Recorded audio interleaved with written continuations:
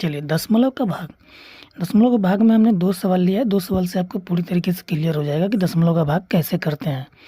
देखिए जिस संख्या से भाग देना है उसमें या तो दशमलव नहीं रहेगा या तो फिर रहेगा, जिससे भाग देना है। बाकी जो हमारा भाजक होता है उसमें दशमलव रहेगा, तो उसे हम किस तरीके से करेंगे।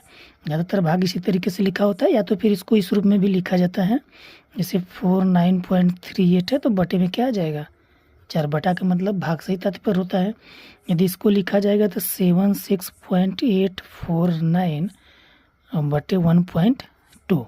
एक सवाल हमने लिया जिसमें नीचे दशमलव नहीं है, एक में जिसमें नीचे दशमलव है। दोनों समझाएंगे, आपको समझ में आ जाएगा दशमलव हमको लगाना कहाँ होता है। चलिए पहला देखते हैं। पहला हमको 4 से भाग देना है 49.38 में।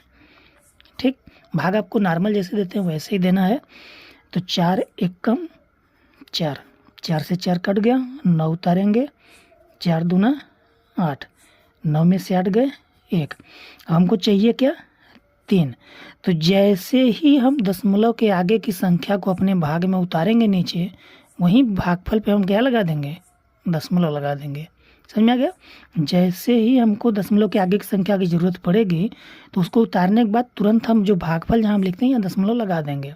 सेम प्रोसेस वैसे ही करेंगे। अब 13 काटना है तो 4 3 12, 3 में से 2 गया 1, ऊपर बचा 8 उसको उतार लेते हैं। अब 4 चौक के 16, 8 में से 6 गए 2, ये हो गया शेष हमारा। कोई दिक्कत। सेम वही प्रक्रिया हमको दूसरे भाग के साथ करना है, बट ध्यान देना है कि जब तक जिस संख्या से हम भाग दे रहे हैं उसका दशमलव हटाएंगे नहीं तब तक भाग हमारा होगा नहीं। तो यहाँ नीचे दशमलव दिया हुआ है, वैसे दशमलव हटाने के लिए गुणा भाग किया जाता है। 1 अंक पर दशमलव है तो 10 का करेंगे, 2 अंक पे करेगा तो 100 का करेंगे, 3 अंक का दशमलव है तो 1000 पे करेंगे। बट हमारा 60 ट्रिक समझिए। बटा लगाइए, नीचे दशमलव हटाना है, चलिए हमने हटा दिया।